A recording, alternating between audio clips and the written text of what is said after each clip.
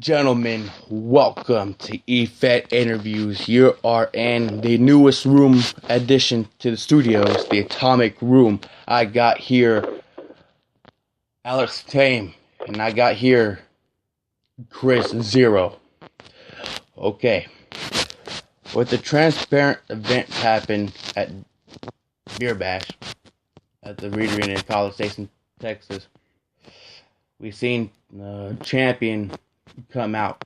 We seen Zach Hollow cash in on Alex Fame, and then that was when you put him into the elimination by Dark Mania 2 at Levi Stadium in California here. What's going through your mind, Alex Fame? Oh, you're talking to me now? Yeah. Well, what exactly do you want? I want the whole anger to come out. Wow, what a disrespectful little bastard you are, Fam. You're on a decorated interview show, and you're gonna ignore what the guy is asking. This is why you're no longer the DRW Heavyweight Champion. Hold up. Now, do you really want to question why I'm not the DRW World Heavyweight Champion? Well, let's go ahead and touch bases on this then. You pushed Zach Hollywood to cash in on me, maybe because those guys in the back don't make a move without your say-so. Probably because they have their faces so far up your ass that they can't really breathe anymore. Is that what you think? Oh, no, it's what I know. It's what I know. I heard that people like to grab the brass ring, and while they're grabbing the brass ring, you got douchebags like you holding them down. So yeah, he came and asked me when was the best time to cash in, and I told him to take you out. You see, you know, Not myself, I listened. this is something that everybody else needs to know. Dealing with that whole cash-in situation, as shady as it may be, that whole cash-in situation was only because you knew I challenged you one-on-one to a match, and basically, you didn't want that to happen. You didn't want me going again as champion, and then beating Chris Knox, and then going on to beat you in that same night for your championship to unify them. Well, guess what? I still have that plan. I still have that ambition, because whether you like it or not, come Dark Mania, I'm still going to do that, because I'm going to interject myself into that world title match, invoking my rematch clause on that night, and then stepping into that elimination chamber and taking both titles home. And afterwards, you can go ahead and say bye-bye to Alex Fame and sayonara to yourself. You're not invoking your rematch at Dark Mania. You don't know a damn thing. I don't. I'm contractually obligated to get a rematch. You are contractually obligated to get a rematch when I want you to get a rematch, when I think it's the best time for you to get a rematch. And I'll do you a favor. You win, and you take the DRW title home at Dark Mania. That next pay-per-view, I'll give you your rematch for the world title. We will do a champion versus champion, but we're not going to do it like WWE, where two titles form into one. No. You will defend both titles at once. That sounds fair, because I know I can do something that you can't. I can do something that Zach Hollywood can't and still won't be able to do, and that's actually carry a company on my back. See, you just bring a company down. You're a farce.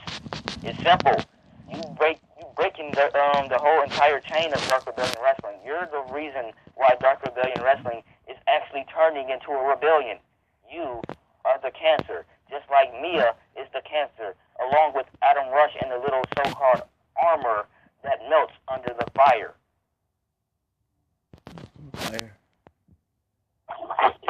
What is your... I'm going to say you want to, Sam. You know the truth. You know without me, there wouldn't be a DRW. You would have never been a world champion. Without me, you would have never been a pure champion. You would still be fucking around with the dead ECW, the never going to be good again or Ring of Honor, and you'd be trying to build your shitty-ass promotion from the ground up. Without DRW, this sport dies. And the fact of the matter is, Dark Mania 2, April 12th in Santa Clara, California. I promise you, No. I guarantee you that it will just be another night on the same fairy tale with the same exact ending where Alex Fame fails. You failed the Beer Dash. You're going to fail at Dark Mania. Your career is a failure. Fame. Look around. Look at everything you've done. Yes, you've been a world champion. You've been a world champion. Everywhere you've gone, you're good. But you're not great. You're certainly not a Chris Hero because I'm God in that ring. I'm an 81-time world champion. What you've done nothing but fail. Every time you touch something, it dies. And that's what you try to do with Ring of Honor, but you realize you couldn't do it because, well, you're Superman, I'm your kryptonite. I'm taking you out at Dark Mania, Fame. You don't realize how personal this has became for me.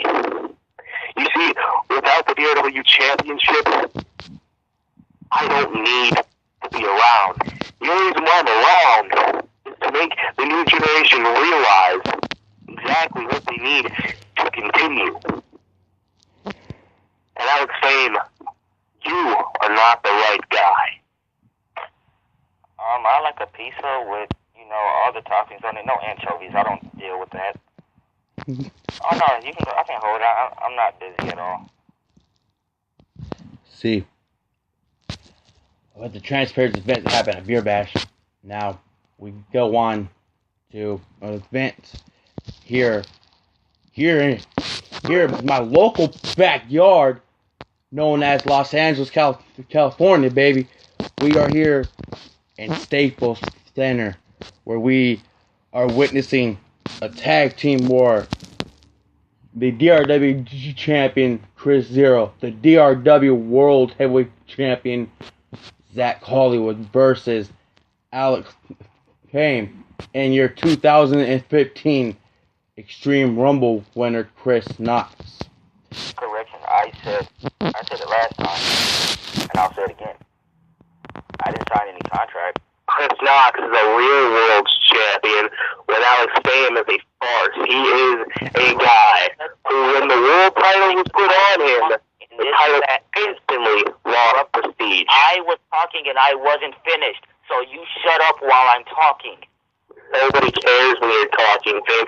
When you talk, you're quick. You're just telling me your knees make. People make that quick. On now, because whenever you actually step onto the mic, you lack mic skills. People fall asleep. You step onto a mic, Fame, you grab the mic.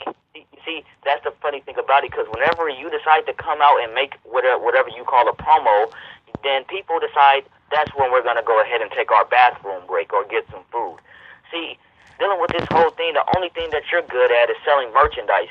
That's pretty much it. I don't know what you call wrestling in that little ring of yours, because you don't know how to wrestle, because I can out-wrestle you, I can out-perform you, I can out-talk you. So you don't understand one thing, and that one thing being is Alex Fame has always been... You know what, GVD? Thank you for the interview. I came here strictly to promote Dark Mania, and with the disrespectful world champion on here, I can't get that job done. Thank you for the interview, Fame. I'll be seeing you at Dark Mania, punk. Did you just see that? He referred to me as the real world champion. He said with a disrespectful world champion, meaning that I was screwed out of my world title. Well, we just witnessed a event here on my broadcast here. That's all he's ever good at. He's running away from his problems because he can never face adversity head on. That's just his worst suit. So we're live right now, right, GVD? We're still live right here. Chris Zero, I want you to listen up, because I know you're watching in that little house of yours, because you claim that you're such a big success. 81 championships, hooray for you. I'll give you the same consolation prize I gave Susie. I will give you a cookie. So, you want to go ahead and you want to brag and boast about your previous accomplishments. You want to actually talk about how I was the one that everything that I touched died. Well, I didn't see my legacy being tarnished when one person now, decided they wanted to walk out, and I'm talking about Adam Rush. your empire was about to crumble. Me, one person leaves, good riddance. We'll just go ahead and bring another one in. So, Grant, I really appreciate that you invited me to this interview because dealing with that whole situation with the champion, the paper champion, the man who never deserved that championship in the first place, well, we've seen his true colors tonight. Me, I'm going to go ahead and I'm going to give this back over to you and allow you to ask me anything you want to ask. Anything you say. Well, Anything. what do you think? What are we going to see a Judas Insanity come back in the future, or what? As you can see, dealing with that whole situation, like earlier on, I kind of let the darkness seep through, and Judas Insanity did manage to escape. Like, that side I never wanted to air to the public again. And that whole situation, will we see him at Dark Mania? Who knows? Judas Insanity is, well, that insane. So, and most of you who doesn't know, Judas Insanity is pretty much an alter ego of mine. Pretty much, I try to keep that side of me contained because that side is a very vicious, rugged, and ugly side. And DRW just isn't ready for that. I don't think EFED period is ready for that. So I keep him still. So if you want to see him at Dark Mania, well, you can wish for it. But all I can say is wait and see.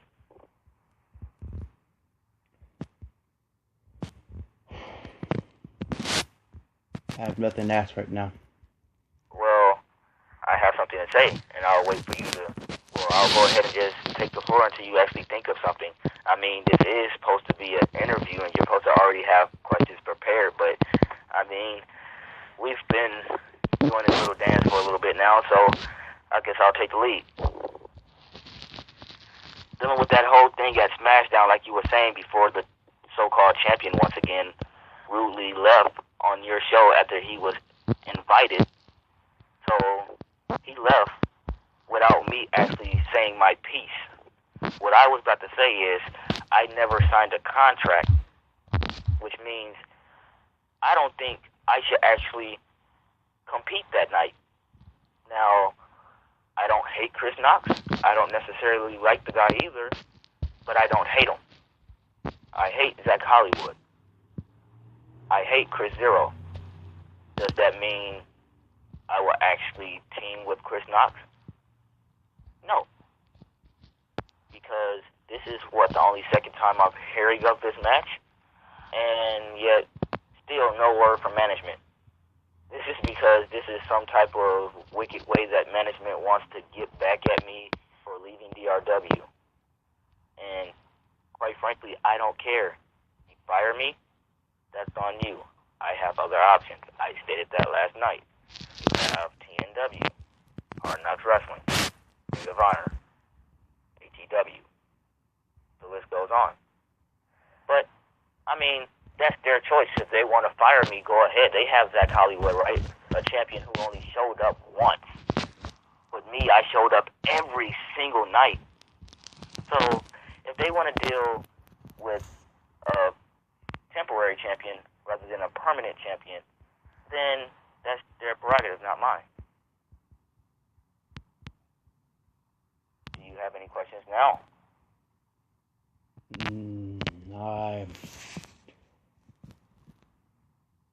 Well, let me ask you a question. How does it feel to be going back to your hometown? How does a year? How does it feel to be going back to my hometown or my home away from home, Oasis on Los Angeles, California? Feels great. Walking into the Staples Center, walking into the home court of the 2014 Stanley Cup champions, Los Angeles Kings. Hell, fuck yeah! Walking into the arena where the Lakers suck. The Lakers do fucking suck. Like, Well, I mean, they do fucking suck. but I mean, they have been doing terrible. And we're going to the former home court of SummerSlam? Well, Summer Heat. What about Summer? What about the Heat? The word Heat. See, he's seen Heat earlier with Tour Zero and Out Fame.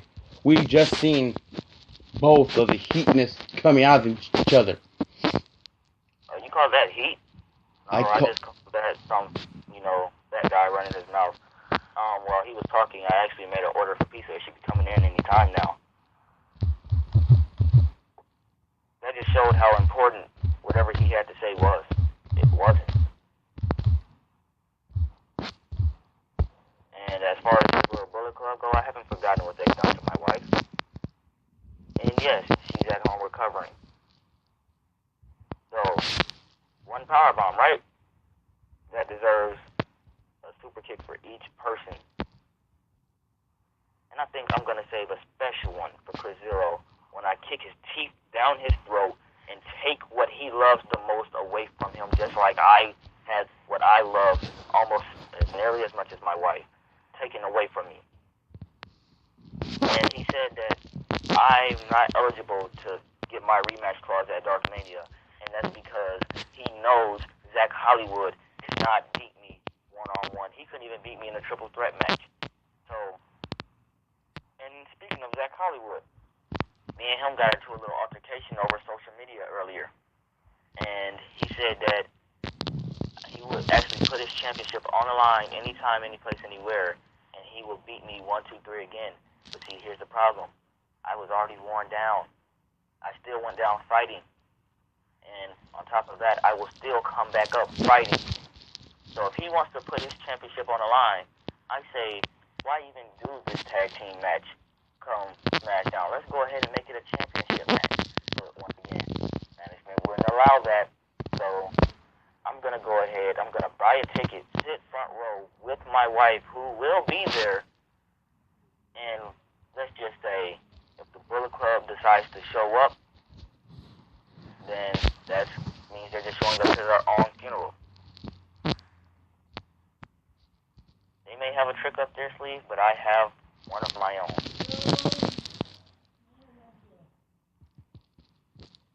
Once again, I'm going to ask you, any more questions? I'm gonna ask you one. This be the last one because of real life complications kicking in here.